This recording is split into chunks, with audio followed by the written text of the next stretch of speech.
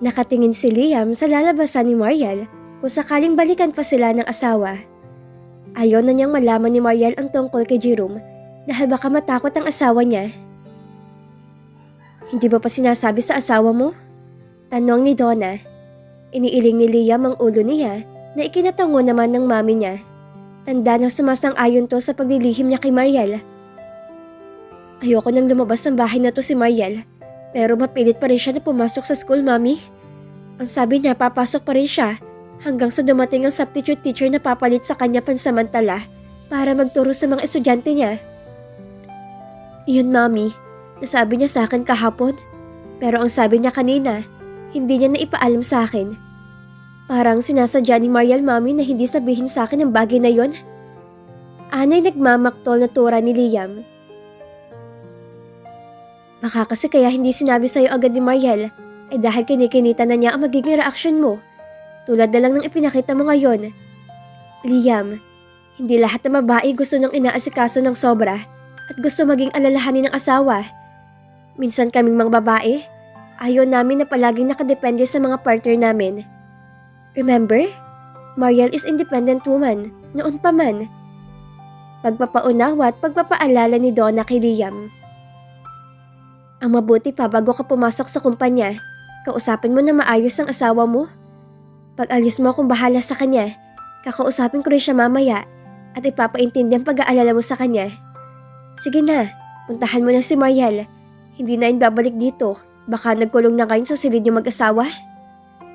Payo pa ni Donna sa anak. Tumayo na si Liam at hinalikan sa noong ina.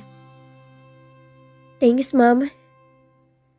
Nakahanap ng isang maliit na bahay na bato na matutulayan si ni Jerome na malayo sa mga kabahayan at maraming tao. Napabaya ang bahay raw yun na may-ari na lumipat sa ibang lugar ang sabi ng nakausap ng taong nagsundo kina Jerome. Inokyo pa nila yon ni Jerome na mga kasama niya upang pansamantala ay may matutulayan silang lahat. Boss, nagugutom na kami. Baka pwedeng magpabili ka naman ng pagkain natin kay Nelson? At mga gamit natin tulad ng banig, kumot at unan. Kailangan din natin ng ilang gamit rito sa bahay. May poso sa likod pero palagay ko, hindi natin pwedeng inumin. Wika ni Eric na makapasok sila sa abandonadong bahay. Hetong pera, sapat na yung 5,000 para sa mga kakailanganin natin. Huwag ka nang bumili ng marami dahil hindi rin tayo magtatagal dito. Utos ni Jerome sa kaibigan ni Eric na ginawa ng utusan ni Jerome. Pagbalik mo rito, ibibigay ko sa iyong pambayad sa renta ng sakyan ng kilala mo. Nga pala, may kakilala ka bang pwedeng kumalap ng impormasyon ng isang tao? May gusto lang akong balikan upang pagbayaran. May kakilala ako, pero kailangan ng down payment. Alam mo na boss, mahirap kumilos kapag walang hawak na pera. Agad na sagot kay Jerome ng lalaki. Siguraduhin mong gagawin na kakilala mo yung inuutos ko. Sige, tawagan mo. At akong kakausap at magsasabi ko sino nga hanapin niya at saan siya pwede magsimulang kumalap ng mga impormasyon. Saad ni Jerome. Kinabukasan ay may naibigay na agad kay Jerome na report na nakausap niyang tao. Agarang gumawa ng plano si Jerome. Nagpabili siya kay Nelson ng mga kakailanganin nila upang walang makilala sa kanila sa labas. Boss, hanap ang postura natin ah. Sa ayos nating to, ay wala maghihinala na takas tayo sa bilangguan. Ang galing na naisip mo, boss. Wika ni Totoy na ikinangisi ni Jerome. Nagpabili ng mga make-up sa mukha at tilukat ilang pambabaeng damit ng bestida at sandals din pambabae si Jerome. Dahil hindi kalakihan ang mga katawan nilang tatlo, ay nagmukha sila mga tunay na babae. Linggo ng umaga nang tambangan nila Jerome ang abogado ng lola niya noon.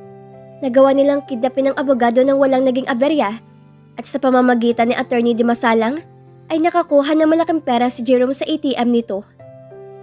Kinalunisan ay ang plano naman niyang pagkidnap kay Mariel ang kanilang pinagtutuunan. Nalaman niya ang kasal ng babae sa isang CEO na may-ari ng kumpanya at buntis na ito ngayon. Madaling araw pa lang ay umaaligid na si Nelson at ang kakilala pa nito na nabayaran ni Jerome para magbigay sa kanila ng signal kapag nakita na namang ito ang target nila. Nakaantabay naman na sila Eric at Totoy malapit sa labas ng eskwelahang pinapasukan ni Mariel. habang si Jerome ay nakaupo sa loob ng sakyan at naghihintay sa magaganap. Samantala sa mansyon ng mga Moran ay hindi pa rin nagkakaayos na Liam at Mariel. Matapos sila magkatampuhan ng Biyernes ng umaga, ay lalo lang nainis si Mariel kay Liam nang sa pag-uwi ni Liam galing ng kumpanya, ay ipinilitan naman nito ang nais na wag na siyang lumabas ng bahay at wag na rin pumasok pa ng paaralan. Kaya nang sumapit ang araw ng Lunes, unang araw na pasukan ng mga estudyante sa buong linggo, ay maagang bumangon si Mariel at nagbihis ng uniform niya. Hindi niya ginising si Liam para ihatid siya dahil ayaw niyang pigilan siya ng asawa. Nakita siya ni Joyce na papalabas na ng pinto ng bahay, kaya naman binati siya ng kasambahay at sinabi niya ritong nagmamadali siya. Nagbilin pa siya kay Joyce na kung hanapin siya ni Liam ay sabihin na pumasok na siya sa school at nagpahatid siya kay Manang Ben. Hindi na rin siya nag-almusal pa sa bahay at nagpabili na lang siya ng pang-breakfast niya sa isang fast food kay Mang Ben na pinadaan niya na lang sa drive-thru. Nagising si Liam na wala na sa tabi niya si Mariel. Nagpungas pa siya ng kanyang mga mata at bumangon pa upo sa kama. Tinawag niyang asawa, ngunit walang sumagot. Agad siyang tumayo at nakita niyang nakapagpalit na ng damit si Mariel at sa tingin niya ay nakapaligo na rin dahil basa ng shower room nila. Mabilis siyang lumabas ng silid at nagtungo sa kusina. Alam niyang doon pupunta si Mariel kapag lumalabas na ng kwarto nila ng napakaaga. Grace, si Mariel nakita niyo? Tanong ni Liam nang pagpasok niya ng kusina ay hindi niya nakita roon ng asawa. Nakita ko, senyorito kanina. Maaga siyang pumasok sa trabaho. Ang sabi nagmamadali raw siya. Nagpahatid siya kay Mang Ben. Hindi nga nag-almusal bago umalis eh. Saad ni Joyce din. Napatango ng ulo niya si Liam at napakuyom ang dalawa niyang kamao. Bumalate rin sa mukha niya ang pag-aalala. Bumalik siya sa silid nila ni Mariel at dinampot ang cellphone niya. Sinubukan niyang tawagan ng cellphone ni Mariel, ngunit hindi yung sinasagot ng asawa. Nakailang tawag na siya pero hindi talaga sinasagot ni Mariel ang call niya. Kay Mang Ben na siya tumawag. Agad yung sinagot ni Mang Ben. Senyorito Liam, kasama ko ho si Mariel. Malapit na kami sa school. Wika ni Mang Ben, agad ng pagkasagot nito sa tawag niya. Mang Ben, pagkababa ng asawa ko sa sakyan, huwag ka na munang aalis dyan sa labas ng school. Hintayin mong makapasok sa loob ng gate si Mariel bago ka umalis, okay? Biling wika ni Liam sa driver ng ina. Sige, Senyorito Liam.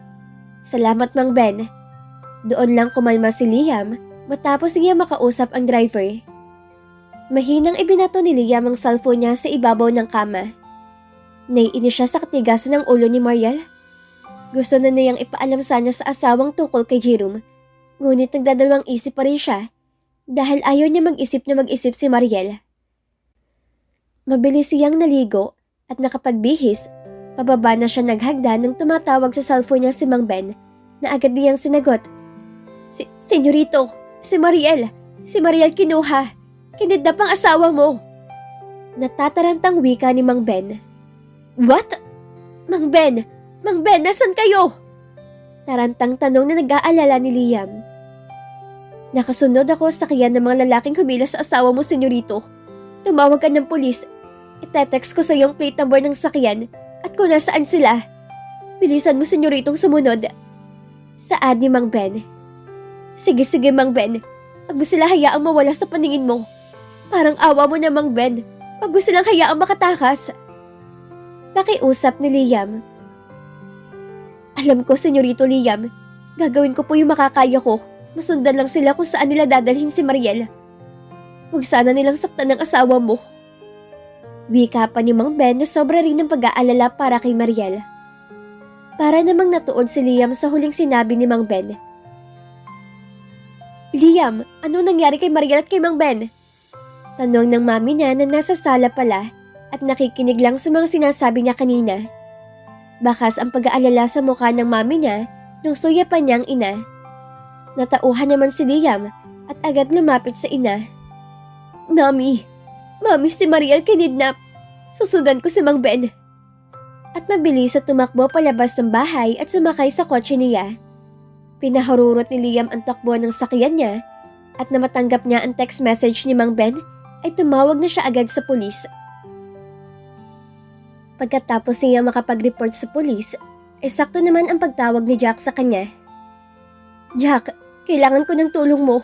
Ang asawa ko kinidnap ni Jerome. Aniya sa kaibigan kahit hindi pa siya sigurado na si Jerome nga ang kumidnap kay Mariel.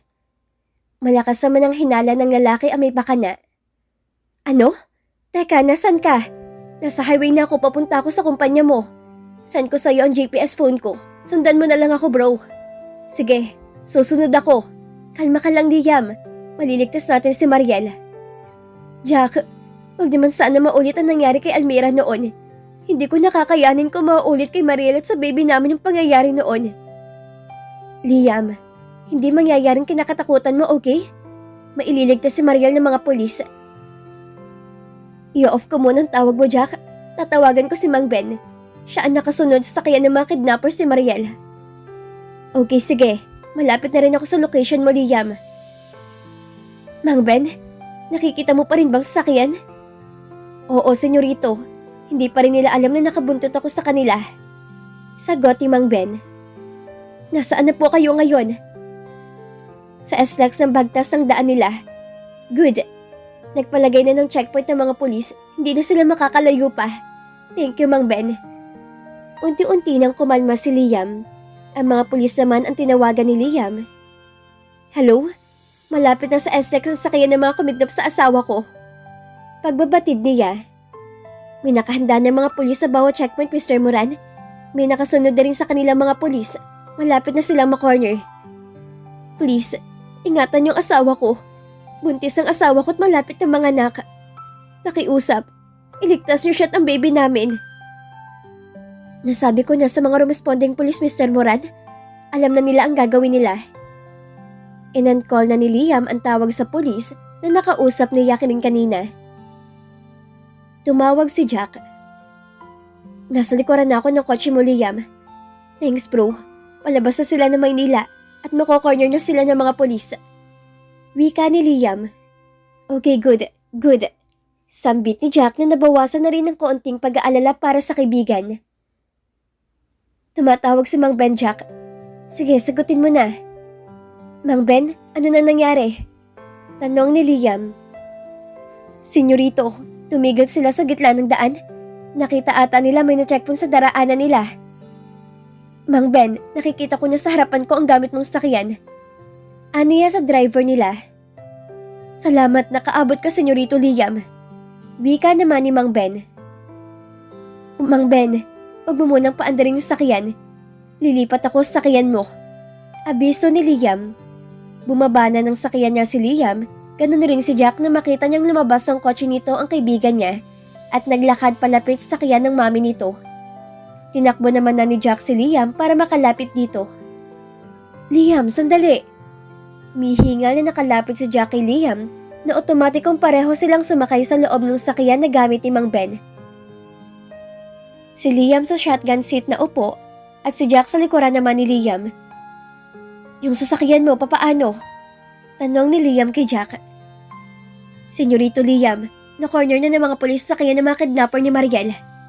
Wika ni Mang Ben na nasa harapan nito nakatingin. Lapitan mo, Mang Ben. Utos ni Liam. Pinausad ni Mang Ben ang sakyan, ngunit hindi sila gaanong nakalapit dahil pinatigil na sila ng mga pulis na nakapalibot sa lugar. Hindi na kayo pwedeng tumuloy. May ibang way na lang kayo. Ani ng isang pulis sa kanila. Sir, akong asawa ng kumidnap na mga kidnappers. I'm Liam Moran. Ako ang tumawag at nag-report sa inyo na nakidnap ang asawa ko. Please, gusto ko malaman na nangyayari at hayaan niyo ako makalapit at makita yung asawa ko. Pagpapakilala ni Liam na kinuha sa wallet niya ang kanyang driver license at ipinakita yun sa pulis na kumausap sa kanila. Tinanggap ng pulis ang ID ni Liam at tiningnan iyon. Matapos ay ibinalik rin kay Liam. SPO4 Ernesto Flores, Mr. Moran. Sorry, pero hindi ka pwedeng lumapit. Costales, bantayan niyo si Mr. Moran. Pagpapakilala rin ng pulis kay Liam. What? Asawa ko na kinidnap? Nasa hindi magandang kalagayan ng asawa ko. Gusto niyo manood lang ako rito? Pagalit na tura ni Liam. Liam, kumalma ka muna. Hindi makakatulong sa asawa mo ginagawa mo. Saad ni Jack na hawak ang isang braso ni Liam at pinipigilan to makalapit sa pulis. Kailangan ako ng asawa ko, Jack. Pakiusap, wag mo akong pigilan. Anip ang wika ni Liam na itinutulak ang katawan ni Jack na nakaharang sa harapan niya.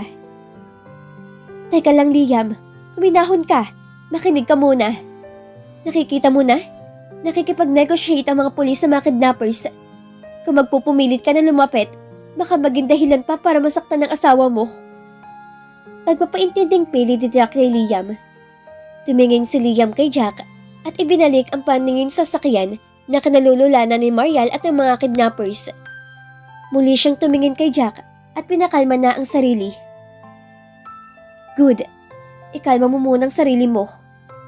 Wika pa ni Jack nang huminahon na si Liam. Samantalang sa loob ng sakyan na van na dala nila Jerome ay natutulog pa rin si Mariel.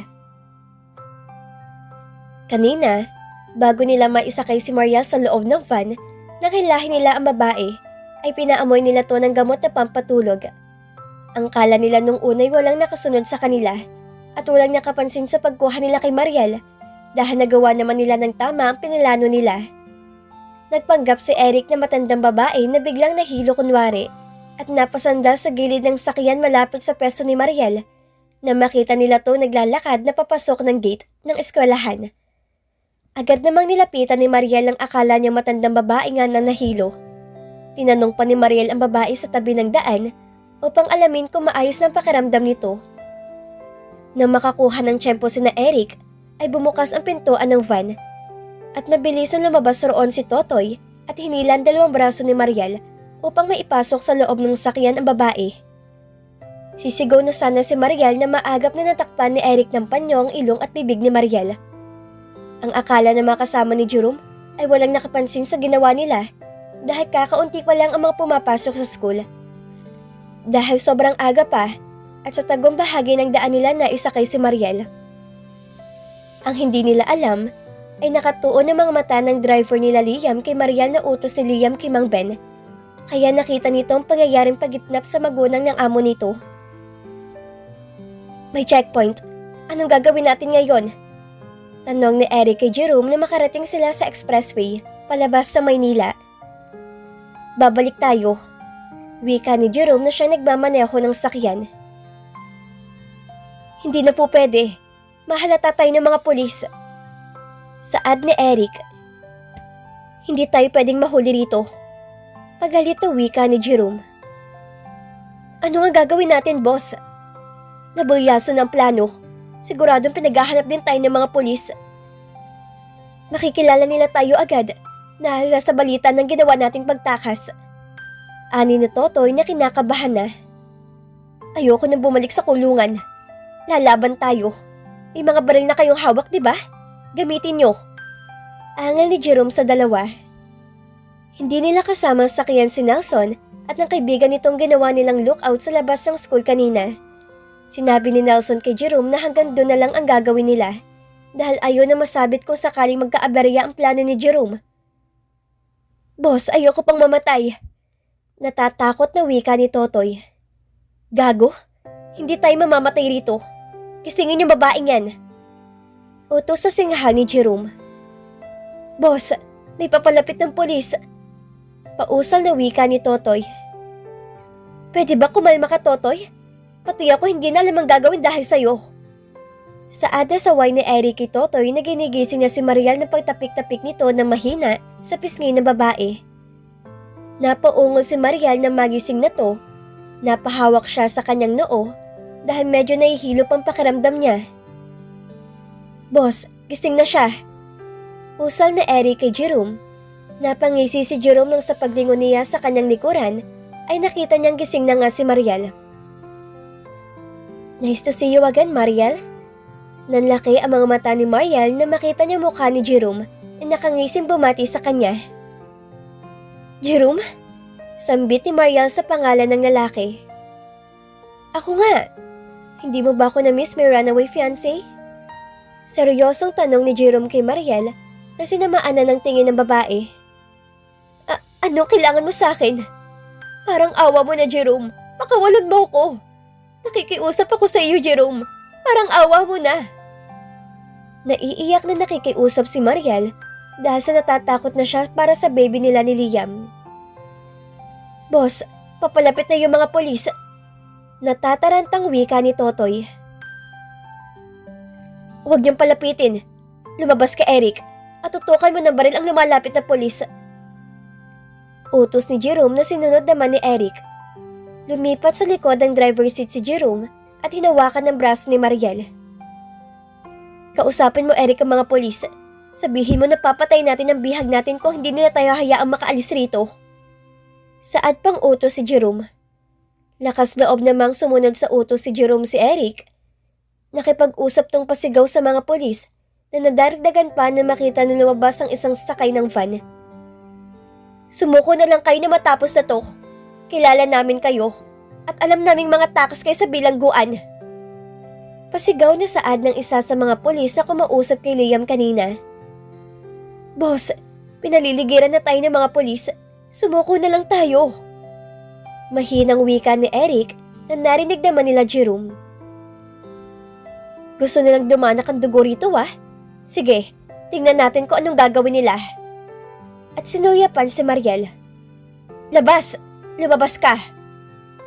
Utos si Jerome kay Mariel na itinutulak pa likuran ng babae. Wag please! Wag Jerome, parang awa mo na!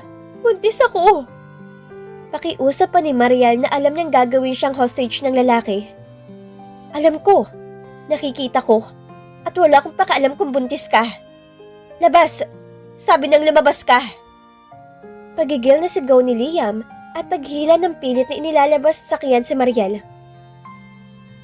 Kung mamamatay kami rito ng mga kasama ko, itadami ko kayo na magiging anak mo. Bantang pananakot ni Jerome kay Mariel, kaya napagulhol niya ng iyak ang babae. At dito na po nagtatapos ang kabanata ng ating kwento. At sana'y muli niyo po akong samahan sa mga susunod na kabanata na ibabahagi ko sa inyo. Maraming salamat po at ingat po tayong lahat.